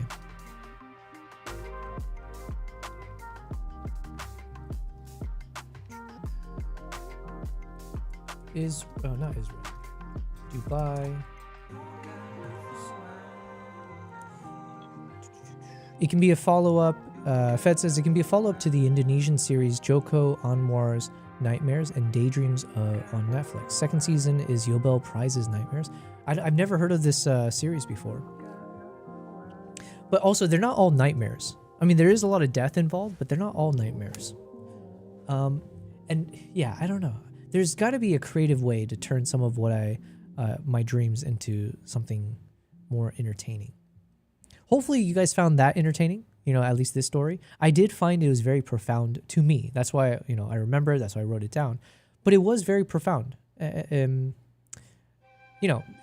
some ways it's a very simple dream. You're in a car crash and you die, right? You drive off a cliff and you're dead. But in many other ways, that's like the act of dying. You hear always people say like, before you die, your life flashes before your eyes, right? You hear that phrase enough times that you imagine that might be true, where your brain in those last moments of living, it just kind of like maxes out its brain power in a desperation of like trying to figure out what to do to escape this inevitability of dying, right? And so, yeah, I think that's basically what I experienced in a dream, where yes, it's a simple story. Yes, it only took a few seconds, but those few seconds felt jam-packed with like your brain doing this crazy rush to, like mimic and simulate it, because when you're dreaming, you don't know you're dreaming, right? So it was almost like it was doing the thing that you would do when you're about to die, which is slow down time to like infinity, where those split seconds of being suspended in midair and falling and plummeting or whatever felt like I had enough time to really extract as much profoundness from that moment as possible, right? To notice every little thing, noticing how silent it felt, right? Like how silent everything was when you're suspended in midair like that. Noticing the way my parents were looking, like the look of terror, but seeing how similar all of us looked. And then, like all of those kind of thought process and feeling like, oh, we're all in sync. All of that was possible from a dream. So anyways, it was very profound to me. Okay. So let me just Google this. Limited flights resume from UAE amid airspace closures. UAE flight updates on Tuesday. Partial services resume for Etihad, Emirates, Fly Dubai, Air Arabia. This was 16 minutes ago. Let's read that. Aviation experts reveal how long people could be stranded in Dubai. Ooh, okay, let's read that.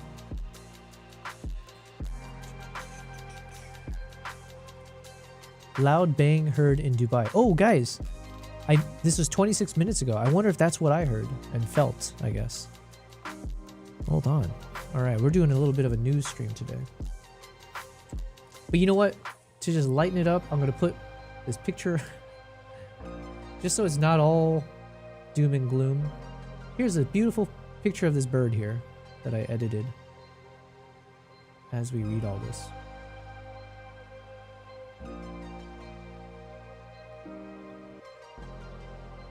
As the Middle East conflict triggered, blah, blah, blah. Oh man, there's so many ads here. Holy crap.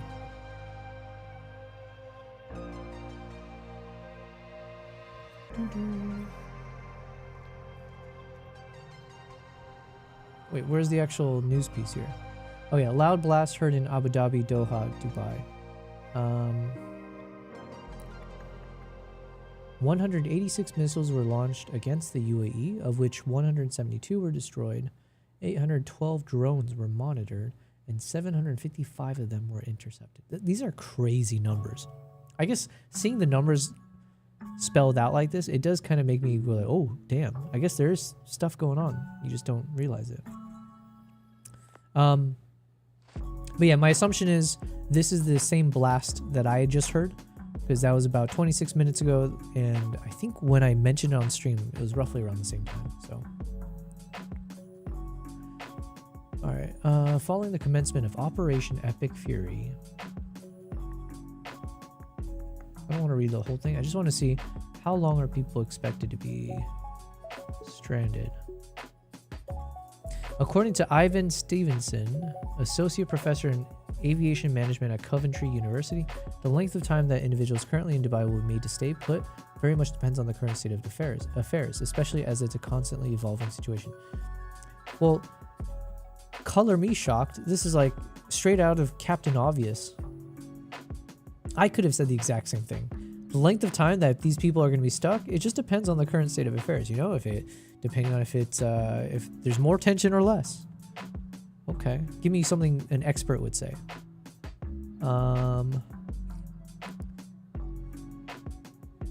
Is this like a Nothing Burger article?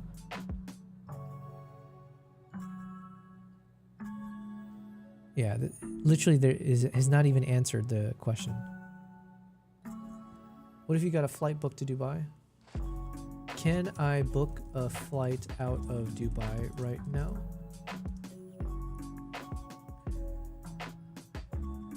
Fed says that series is basically a collection of short films or episodes, I guess, from different Indonesian directors set in Jakarta. It's horror, thrillers, and science fiction. I love these, do they call them like anthologies? I do like anthologies, like Black Mirror, Love, Death, and Robots, that kind of stuff. Why are they showing clips from Poltergeist? Oh, was that? I exited. Travel updates. All scheduled. Actually, I probably should look into this more heavily. I need to know, even if I wanted to leave, can I leave? Am I actually able to book flights? Limited operations. This was several hours ago. All scheduled Emirates flights to and from Dubai remain suspended until 23:59 hours on March 4th. Okay. So it should open up in 1 day from now. Emirates continues to operate a limited number of passenger repatriation and freighter flights on 3rd and 4th March. We are accommodating customers with earlier book. Oh, I see. Okay, I misread that then. So basically from today and tomorrow, they're dealing with all the passengers who have been stranded, which is good news. And then when they're saying possibly by the end of 4th March, inshallah, as they say, hopefully that's when they're saying for everyone else, normal passengers, they should be able to start booking if all goes well. Kristen, welcome back. You said, I thought the Dubai airport was bombed. There was like a minor, I think the way they described it, it was like a minor event. There were people that got injured. I think something crashed through in one part, but Dubai airport is massive, and it sounds like they were able to contain the damage and everything. So yeah, I don't think it's because of the physical damage. It's more just obviously the other stuff. Aurora says, by the way, I opened your YouTube video, and when I started watching it, something instantly caught my attention. It might not be pleasant to hear, as I can tell you put a lot of effort into it, but your intro is super flashy, and I think it could trigger epileptic seizures to people that are sensible to them. I'm not an expert, though. That's a good feedback. So yeah, I encourage any kind of feedback, anything that will make my stuff better. So I will pass that along to my editor as well, because we're working together on it.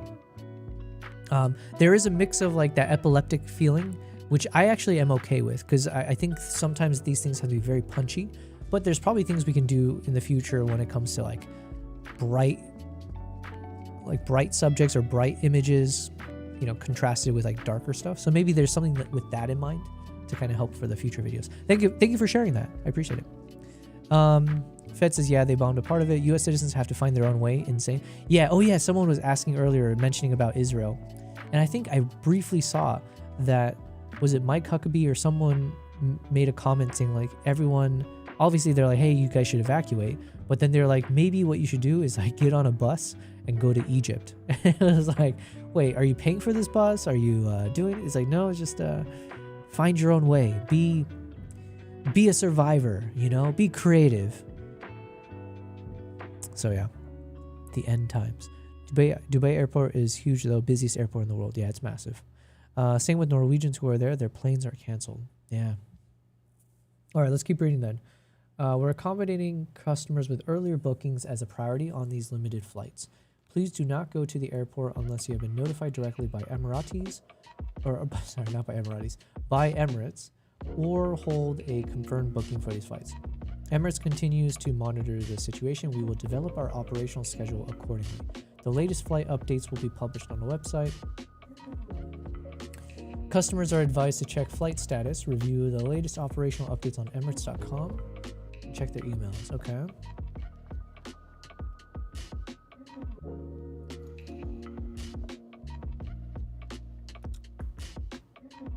Okay, so what do I need to look up? Emirates.com.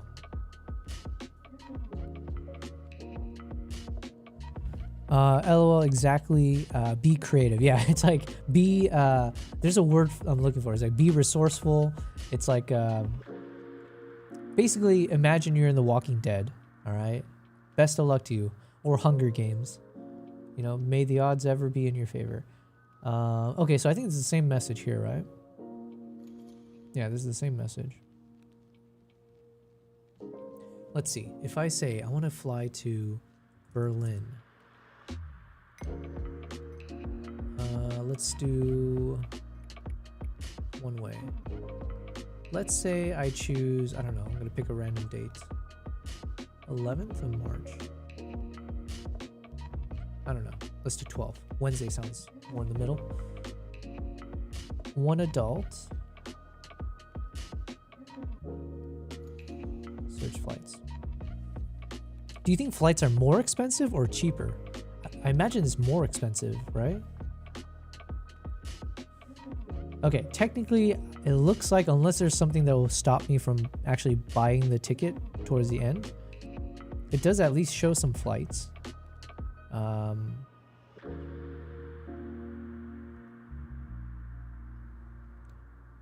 Now, the other question, I guess, is if I go from Berlin, also, do I really want to fly in Emirates? I could take... Oh, actually, that's another good question.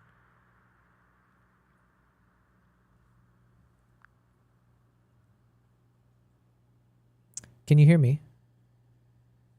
I hear you clear as bagpipes on a misty morning. So if you're planning to keep talking, no need to shout. I'm already on this wild ride with you. Well, glad to hear that.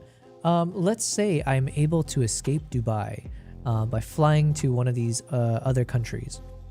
Now, right now, I'm imagining I could fly out with Emirates, but Emirates is always more expensive, right? Better quality, but more expensive.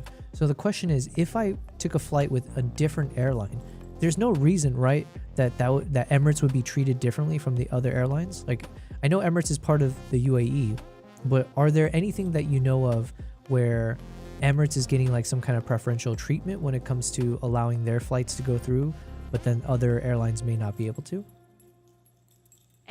Emirates might be fancy, but no, they don't have a magic carpet. If airspace is closed or restricted, it applies to any airline. The UAE isn't handing out special favors. If anything, they're even more cautious about their own flagship.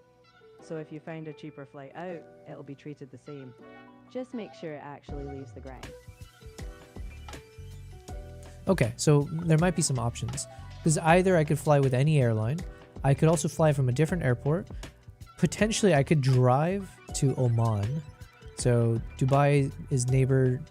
Dubai is here, and then Oman is adjacent. So depending on the situation Oman, maybe, who knows, maybe Oman is in a better situation, at which point I just need to drive there and then fly out. That could be a possibility. Yeah. Times are crazy, guys. I don't know what to say. Oh, I guess the other issue I would have is there's a bunch of other things I need to purchase for my upcoming trips. And so now if I purchase something that's outside of the UAE, will it even arrive, you know? So there's there's all kinds of things, guys. We're living in some crazy ass times here. What to do? Aurora says longer route equals more fuel, so more expensive, I assume. Yeah, makes sense. Probably just bigger chance they get canceled if something happens, says Fed. I think most other foreign airlines canceled. Yeah. Yep. What to do?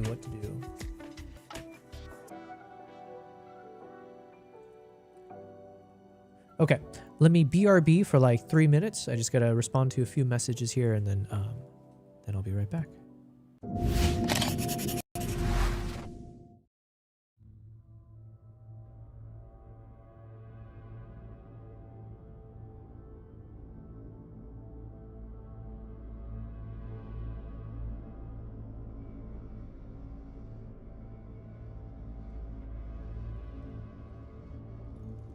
Over the following days, our routine involved countless hours scanning mountain ridges from lookout points, mixed in with occasional hikes, searching for wildlife. Here are some highlights of those sightings.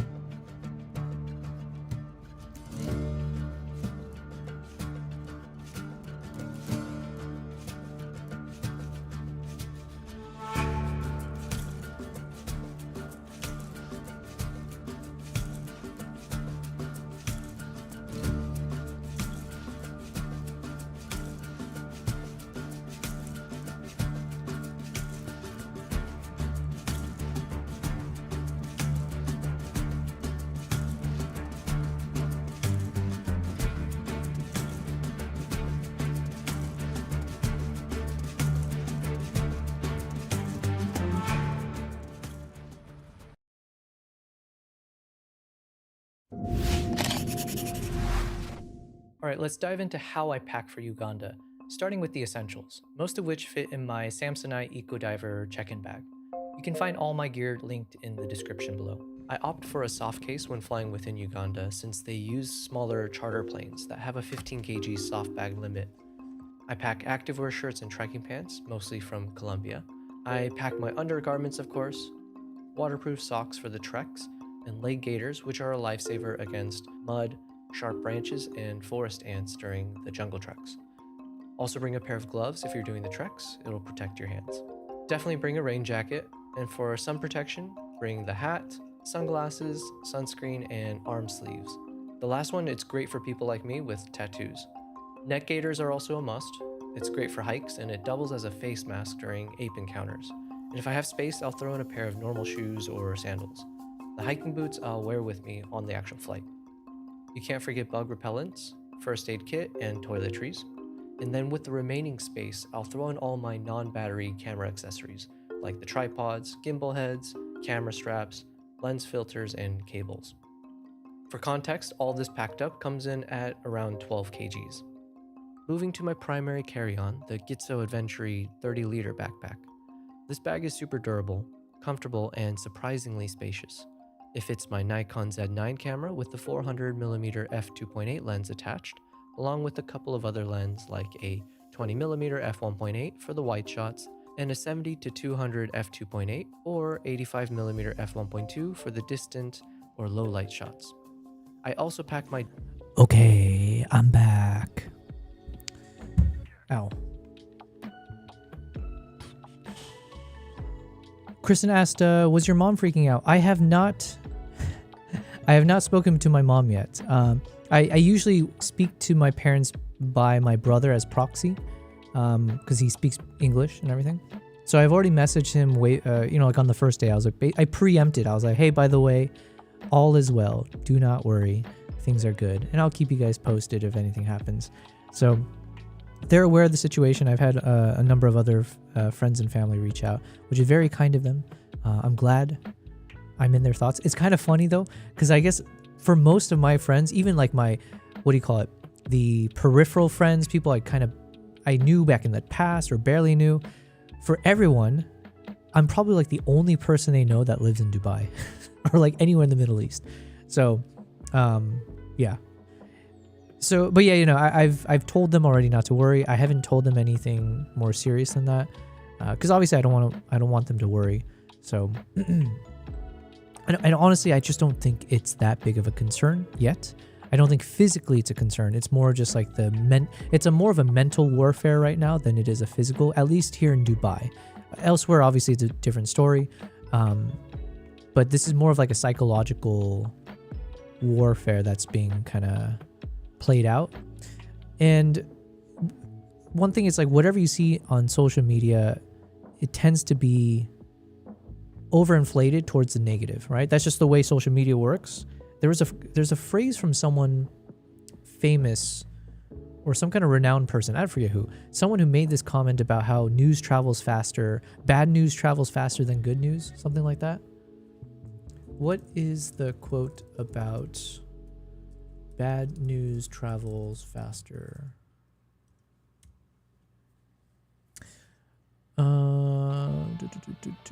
Tracy Morgan. Yes, that is the renowned, prestigious scholar that I was referring to. Bad news travels at the speed of light. Good news travels like molasses. No, there's a different one, but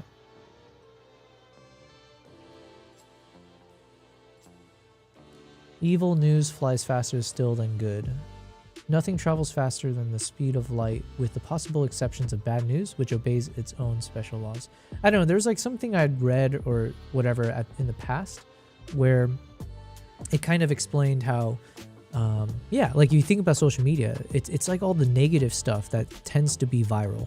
You can have, and I guess that's just how the human brain works, right? You could have 100 people tell you how amazing you are, how smart you are, blah, blah, blah. And all it takes is one person, a kid comes up to you and goes like, why are you so stupid? Or they like make fun of something about you, right? And your insecurity kicks in, and it doesn't matter that the 100 people said something great. That one negative just completely can ruin your day, right? Which is why that's so wild. That needs to be studied as a concept, because that shouldn't be, it's so illogical, right? How do you let one person, a random nobody, supersede the 100 others that disagree vehemently with that opinion, right? So it's just a crazy world that we live in, and our mental space. And then social media is the same thing, right? You can hear something positive that happened in the news, and like barely anyone's gonna share it or repost it or whatever. The moment you hear anything controversial, something negative, boom, everybody is going to be going nuts. It's on the news, it's on everything. So I feel like just keep that in mind, guys, when you're seeing a lot of this stuff coming out about Dubai or like these explosions. I'm not saying it's not happening, but it's also not as crazy on the ground here. Yes, we hear these blasts every once in a while, but that's like the system working in the sense. But there's not like all of a sudden mass hysteria or crime or devastation going on at the same time. But the way the media would portray it, it almost feels like we're on the verge of it. And I think people buy into it, and you like manifest your own reality, right? So even like everything here about these preemptive, like, hey, everyone needs to evacuate, or what about these things? I think all of it does kind of lend itself and adds to this environment of like, oh, the bad scenario that we want to avoid is actually going to happen because we've kind of conjured it up. So even me talking about it technically could do the same, but I'm a small streamer here. I'm just in my own world. I'm here just sharing with you guys, right? I want to give you guys the inside scoop of what it's like right now, but yeah. Ordered Feds. Oh yeah, so Fed says order ticket and send bill to the White House. Yeah, I guess I'll have to get in line, man. Then don't they have to like repay a bunch of people for the tariffs that were voted down or ruled unconstitutional or something? Damn, those small bags are so smart and cool for packing luggage. Oh, was that in my BRB video? Oh, nice. Okay, so the BRB videos are serving its purpose. I'm happy to hear that.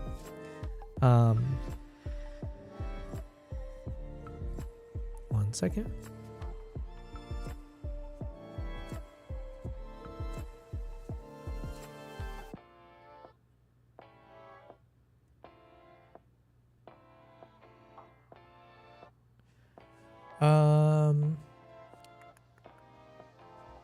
What was this translation? Finst du aus welli sprach. Okay, I'm not even gonna try this. This must be German, yeah? Translation says, you finding that au us welli sprach. Oh, yeah, so dang it. I gave up, so I was hoping the chatbot wouldn't, but then the chatbot gave up too. Damn. Dator says, I say goodbye for today and I wish you the best. Thank you very much, Dator. Thank you for keeping me company. Thanks for tuning into the stream. It's been some wild times, right? I also kind of feel like maybe I should start to drop off a bit, just because I probably should be using this time to just catch up on the news, you know. Yeah, just figure out, monitor the situation, as they say. But maybe, we'll see. One of these days, if depending on how things go, I might just stream through it all. I might just do a long stream and just say F it. But as of now, I think it's a good time for me to just kind of take a pause. 9:30. There's a bit of work I need to catch up now, and I also just want to relax. It's been some crazy times, yeah. I didn't get any video work done. Like I said, I did film one of my behind the lens episodes today, so I'm very excited about it.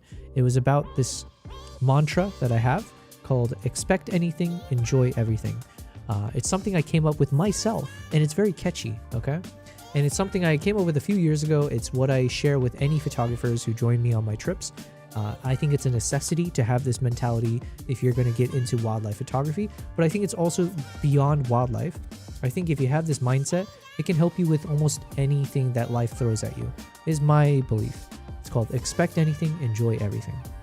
So I just filmed it. It's not going to come out just yet, but tomorrow's video, what is tomorrow's video? Oh, tomorrow's video is going to be a shorter one. I think it's only going to be like a minute and a half or something like that. And it's a little bit of like a poetic, it's about the Nikon Z6 III, but I think I turned it into a message that's hopefully meaningful. It's about I think it's about the selfie camera feature of the Z6 III, but I kind of turned it into a more insightful, or more like a feel-good message of how it improved me as a content creator, and like a words of encouragement for those of you who are wanting to be content creators but don't like being in front of the camera, or any of the other reasons that hold you back. Hopefully this will be one extra thing that gets you saying like, let's just do it.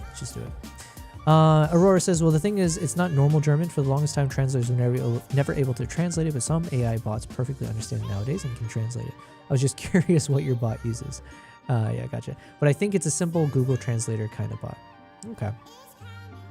Well, guys, I could stream longer, but I think I'll just detox for now, and just watch the news. I'm going to do a bit of doom scrolling and see what the news tells me is my